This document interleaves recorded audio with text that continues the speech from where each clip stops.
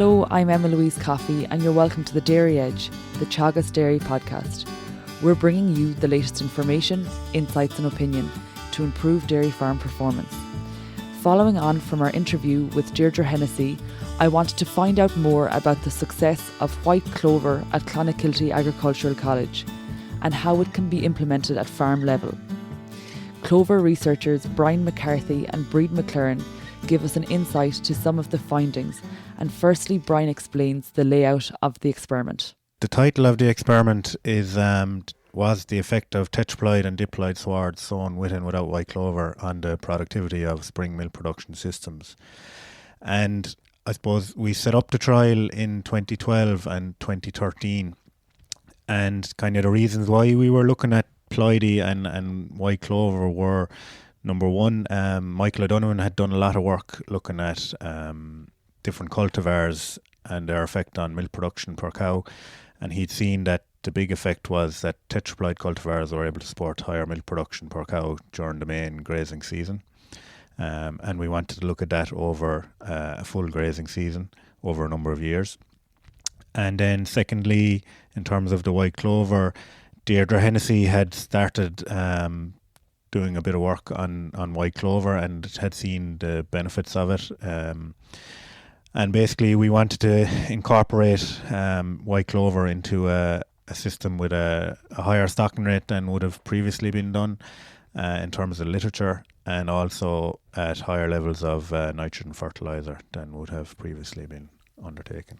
And when you refer to, you're looking at different ploidies, so you're looking at tetraploid, diploid, yes, and including clover in both? Yeah, so basically in terms of the trial then we had 4 grazing treatments, a tetraploid only sward, a diploid only sward, tetraploid with clover and a diploid with clover. And so within the tetraploid swards then we had 4 cultivars. Basically they were kind of the 4 best tetraploid cultivars available to us at the time: Aston Energy, Kintyre, Dunluce and Twymax. So they were sown 5 times around the farm as a monoculture, and then 5 times with white clover. And the same thing then for the diploid swards. So the diploid cultivars were Torella, Aberchoice, Drumbo and Glenveigh. Again, sown 5 times as a monoculture and 5 times with white clover. So that basically gave us a farmlet of 20 paddocks of each for each treatment, stocked at 2.75 cows per hectare, and all receiving 250 kilograms of nitrogen per hectare per year. And just looking at that, when you started out in 2012, 2013, these must have been all new reseeds if you're setting out new paddocks. Would that be right? Yes. So basically 75% of the experimental area was reseeded in 2012, and then the remaining 25% was reseeded in early 2013. And just talk through what was happening on, say, this piece of ground before you started this experiment with the dairy cows. So basically the farm in Clonakilty was being run as a commercial dairy farm with one commercial dairy herd and the followers, and it was a closed system, so they were making all their silage and so on. And the history of the ground that we kind of took for the research trial, I suppose, would have been in long-term tillage previously, and then would have been, I suppose, in heavy 2-cut silage system. So, you know, quite tough on the ground, and maybe the P's and K's probably weren't hectic, and the lime obviously needed to be worked on as well. So it's fair to say that the soil fertility needed improving. If we turn our attention then to the results, Brid, did we see differences between the grass and the grass clover swards? Yeah, so we would have looked at herbage production and then obviously the milk production from the cows grazing the 4 different sward types. Initially, we wouldn't have seen a huge difference between herbage or milk production between the ploidies or the cultivars. But then the inclusion of clover would have had significant benefit effects. So if we looked at herbage production over the 4 years, the grass and white clover swards produced an additional 1.2 tonnes of dry matter per hectare per year. So the average grass-only swards would have produced 15.5, where your grass white clover would have produced 16.7. But for the white clover content then of the swards, we would have seen a significant reduction. So the swards were receiving 250 kilograms of nitrogen per year, which is the upper limit. So in 2014, we initially had an average about 36% clover in the sward, and that reduced down to about 14.5 in 2017. So talk through that again. You're saying that it started off, it was really high at 36%, and now you're down to 14.5%. Yeah. Talk through the effect. Is that a persistency or is it a nitrogen effect? So probably a bit of both, but obviously the competitive advantage of white clover is that it biologically fixes nitrogen. But if you have your upper limit of 250 kilograms, your perennial ryegrass has the competitive advantage there. So obviously you would have seen from Deirdre Hennessy's study here that the clover would have persisted in the 150 over, I think it's 8 years they had that study going now. And then referring to the 36% clover content, that's really high. Talk through the management of that. Was there limitations? Was there an increased level of bloat, say back when you had 36% versus now where you're at 14%? So that would be 36% across the year on average. So it would be much lower in spring. So you could have about 10% in spring, and then it would increase to even 50 or 60% in the first year in September time. So your bloat risks would usually be about when your clover sward is over 40%, and also when the clover hasn't flowered yet. So if you have a high clover sward, you would have to do bloat management strategies, which Brian was going to discuss later on. And then just in terms of ideal clover content from what you've seen in your research? So from previous literature, they would have said at minimum 20%, so 25% is the ideal amount. And from our results, we would have seen that too. So at the 36% in year one, our herbage production was an additional 2.5 tonnes compared to the grass only. When that reduced, then we only saw about a half a tonne then when the clover percent was under 20% in the year. And then that also affected milk production. So milk production in the first 3 years, you're getting over 50 kilograms of milk solids per cow per year. And then in year 4, 2017, when we had about 14.5% clover, we only saw a 20 kilogram milk solids difference. Just to pick up with you, Brian, in terms of what you mentioned about the history of the soil in terms of it was long-term tillage, then you were taking heavy silage cuts, and the soil fertility wouldn't have been say at optimum. Was that affecting the grass production in the clover swards? Is including clover kind of, I suppose, substituting in for poor soil fertility? So I'm not sure I don't think you could say that it's substituting for poor soil fertility, because clover actually has a very high requirement for P and K, and P especially. So, in order to have good levels of clover, you need good soil fertility as well. But what I would say is, in terms of maybe soils that are coming from a tillage background where there's low organic matter, or they're kind of what you'd call hungry swards for nitrogen, those types of swards or soils, you will see an initial quite high clover content in them once you sow clover in the sward. And I think that's partly some of the reason why we had such a high clover content in the initial years of the experiment, say 2014 and 2015, is because of the history of the ground down in Clonakilty. And back to you then, Brid. You mentioned an additional 50 kilograms or more in terms of milk solids with the grass clover swards. Can you talk us through where those 50 kilograms of milk solids are coming from? Is it milk constituents or milk volume? So it's from milk volume. So an extra 597 kilograms of milk per cow per year. The fat and protein content was the same for grass only and grass clover. And then that in turn turned into 48 kilograms of milk solids per cow per year on average over the 4 years. So it would have been less in year 4, but on average it was still 48 kilos. What can you attribute that increased production to? Have you specific elements that are driving that milk production? So we're able to put it down to an increased voluntary dry matter intake. So about 2/3 of the increase in milk production is from that, and then about 1/3 then is from your forage quality. So particularly in mid-season, when your grass quality reduces, when you've grass seeding out and things like that, your clover, it keeps its quality throughout the season. It's extremely digestible, and it does have a higher protein content as well. So you're talking just less fibre in the sward. Yeah. And in terms of intake, can you quantify the increase in intake where you had clover in the swards? So we would have done dry matter intakes in Clonakilty in 2015, 16 and 17. And it depends on the clover content at the time. So in spring we wouldn't have seen any. And then when there's a high clover content of over 20 or 25%, we would have seen up to a kilo dry matter intake increase. And I guess, in the grand scheme of things, that's fairly significant in terms of, where a cow is eating 17 kilos a day. If they're getting an extra kilo, they've covered their maintenance, so that will drive exactly production. I suppose getting back to you then, Brian, in terms of management, and Brid alluded to it at 36% of a clover content in a sward, there would be a bloat risk. How did you manage that in the early years? Yeah, so bloat is one of the biggest challenges, I suppose, with clover, especially when you have high clover content. And initially, I suppose, the way we look at bloat is you have to try and prevent it rather than to treat it, similar to grass tetany or milk fever or some stuff like that, So the way we prevent it is kind of two ways.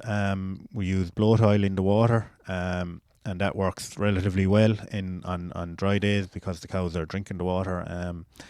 Basically, you're talking about maybe 20 to 30 mil of bloat oil per cow per day.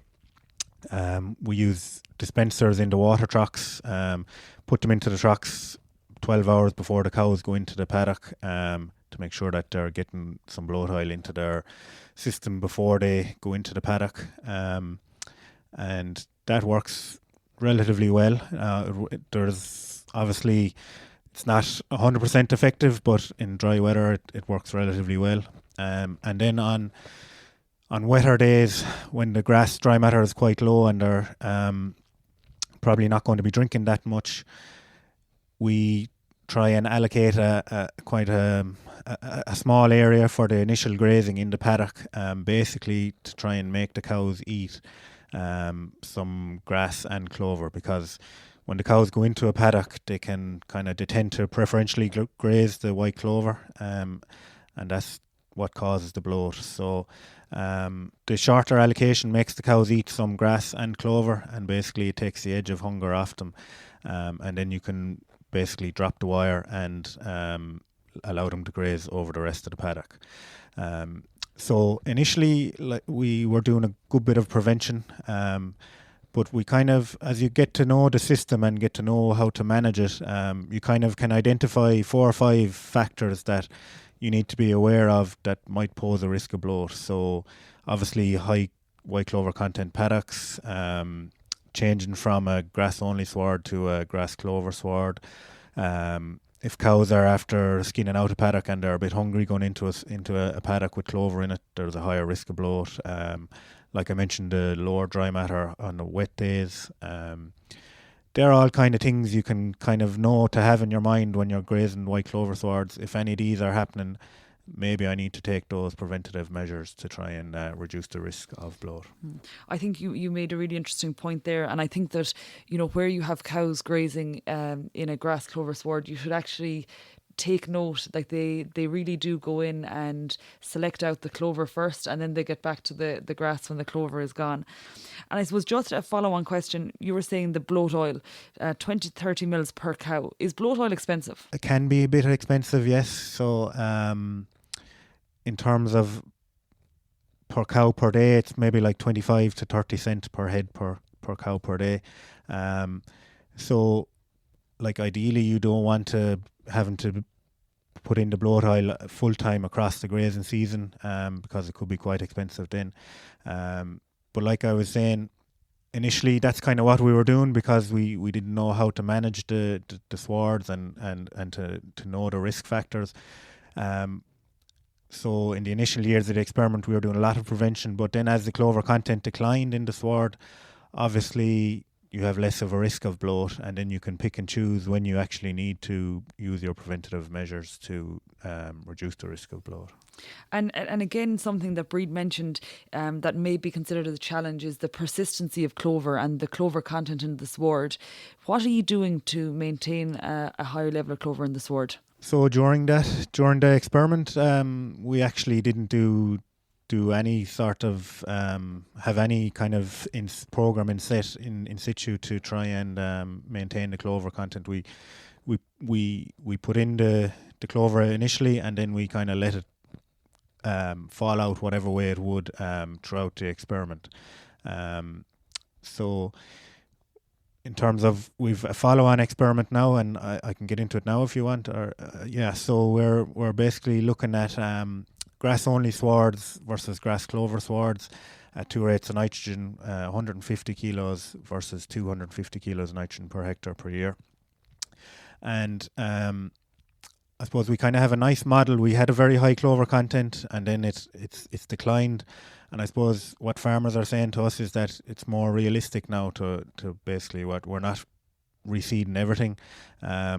What we're doing is we have a reseeding program in place to try and basically tackle those paddocks where the clover has gone out of them, either by oversowing them or doing a full reseed to try and get the clover content back up again, to maintain a clover content of between 20 and 25% on average. I guess so practically on farms then, if you want to include clover in swards and they're declining or there's no clover at all, you're looking at an oversowing programme to introduce clover. Either oversowing or reseeding, yes, yeah. So the oversowing can be quite hit and miss, to be honest with you. It depends on a lot of factors. The type of sward you're oversowing into, those old thick butty swards, the clover seed is going to struggle to establish itself in those types of swards.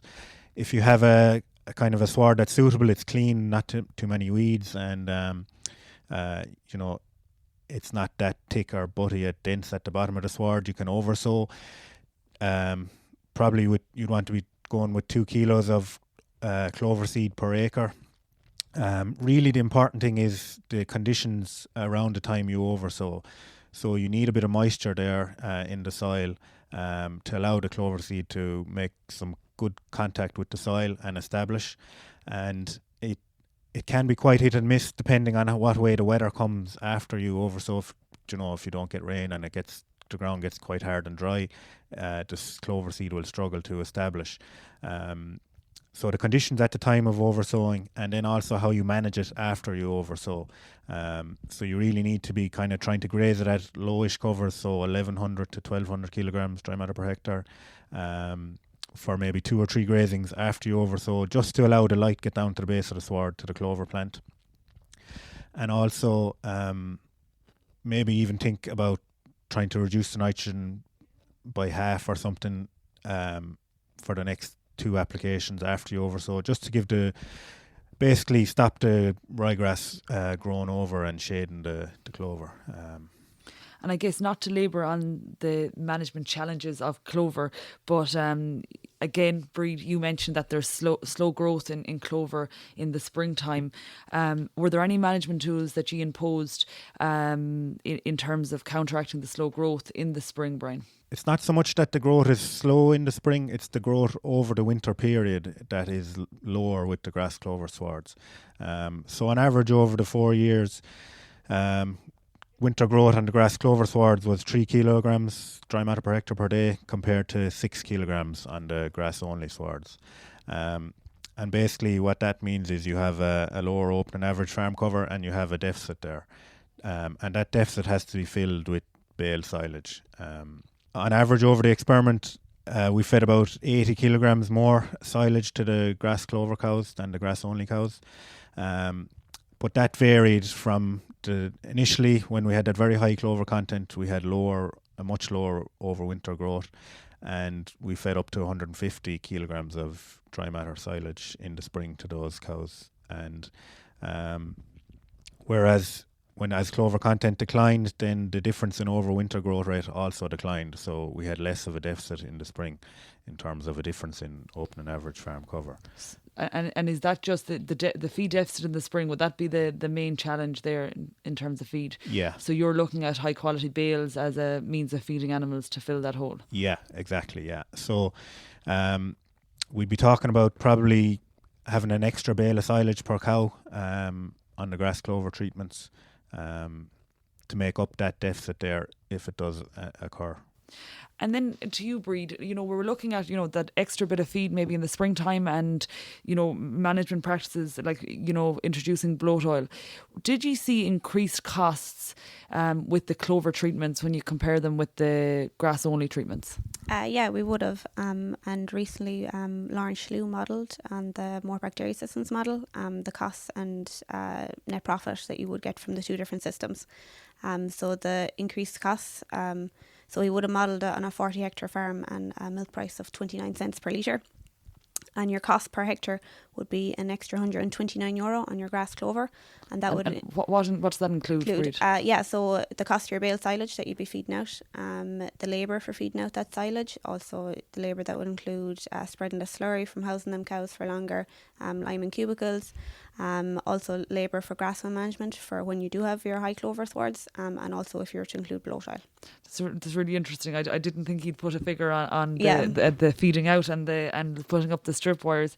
And then looking to profit differences. So you were saying there's an extra €120 incurred with your grass clover swards. And what does the profit and the bottom line look like? So then your net profit per hectare is an additional 305 then.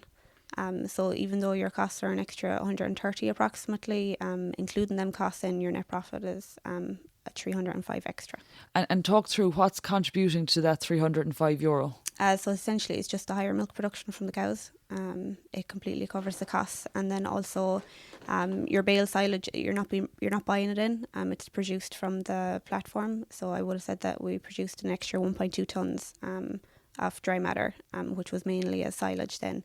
From the grass clover swards. That's great, guys. I think we've got a really nice blueprint for dairy farmers going forward if they're looking at a grass clover system, in order to drive milk production. I think, in some cases farmers think they've levelled off in terms of what cows can produce, but I think you've given us a good option to increase milk production and not at high costs. Thank you. Thank you. Thank you. And that's it for this week's episode of the Dairy Edge podcast. And my thanks to Brian McCarthy and Brid McClearn for joining me on this week's show. Don't forget to rate, review and subscribe to the podcast. You can listen on Apple and Google Podcasts as well as Spotify. And for more information, go to the Teagasc website at teagasc.ie. I'm Emma-Louise Coffey, and join me next time for your Dairy Edge.